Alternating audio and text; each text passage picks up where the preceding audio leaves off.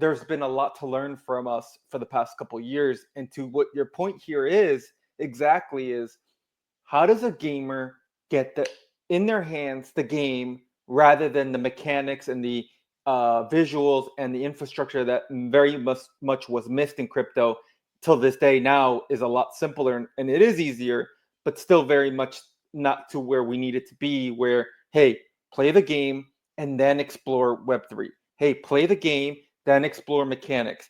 Hey, play the game, and then if you want to know that there's value to the assets, there's value to your time, good, explore.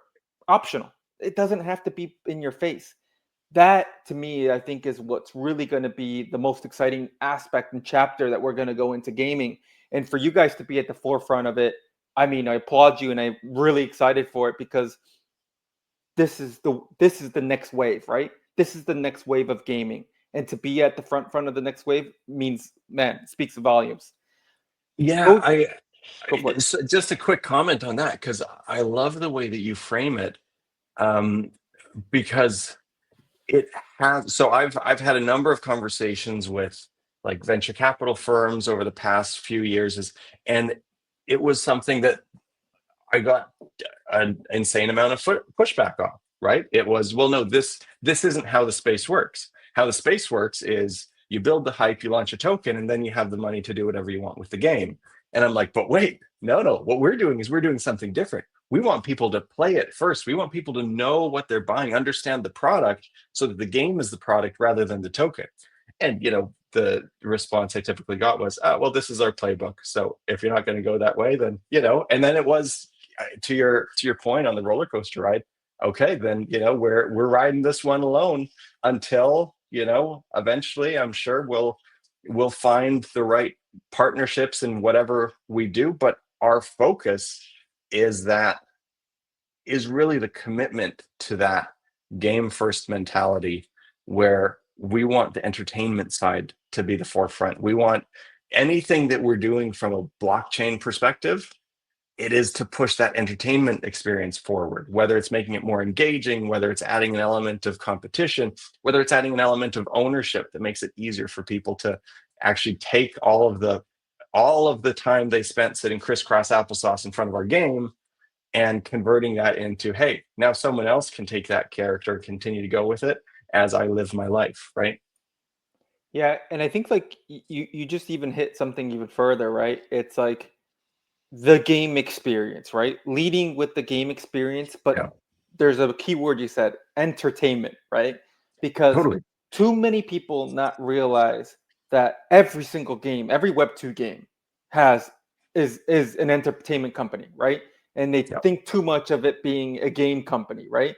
And if you look at like TV comics, TV shows, movies, the game, merchandise, the community, all like, the way that you market the game and everything, too many games in Web3 don't see that, right? And I'm glad that you are here saying, hey, man, if you don't look at this like from an entertainment standpoint, hey, you know what?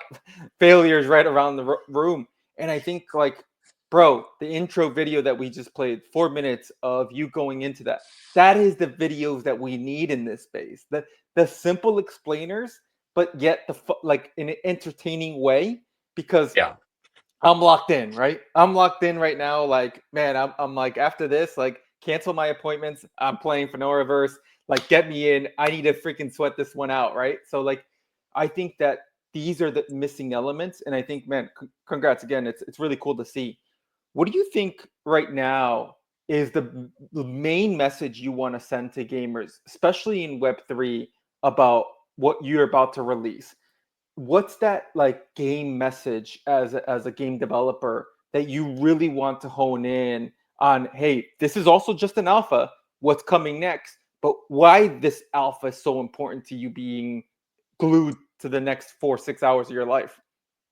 Yeah, so the alpha is important in terms of shaping everything that we've done building this. The reason that we did 3 different phases of alpha demos before is because we understand we're not developing in a vacuum. We're not doing it the classic traditional game development way of, spend 4 years in the darkness developing a game and then announce 2 months before the release and do the marketing and, okay, here's the game, we'll patch it up, but that's it. We've been basically building in public.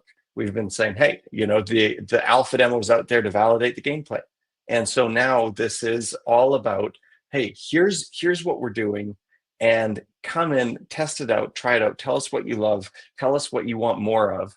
And that is going to continue to shape how we're developing features in the future.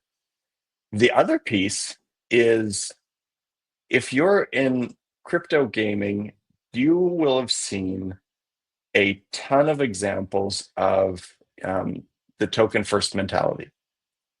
And so I would love for you to come in and play our game to see what it looks like, where we actually integrate blockchain from a game design standpoint, where we're not focused on, okay, well, what is the right decision for the token?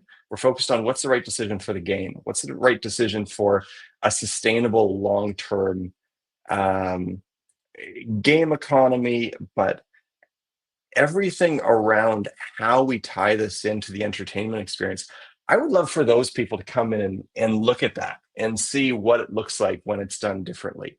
So from the game design perspective, we did things differently on the Web 2 side. It was important for the game to be unlike anything anyone else has ever played, but they feel those nostalgic senses. Like, I know what a turn-based RPG is. I love this pixel art, and it reminds me of those games I played when I was a kid. But we've modernized it and put it together in a unique way. We've done the same thing with the blockchain side of it. Is we're taking these elements of things that people have already seen and love in other games, right? Asset ownership, competition, and making reward payouts based on what people are spending. All of those things, there are other examples of that being done successfully. We can just do it in a more integrated way and a more secure way because of how we've implemented blockchain with it.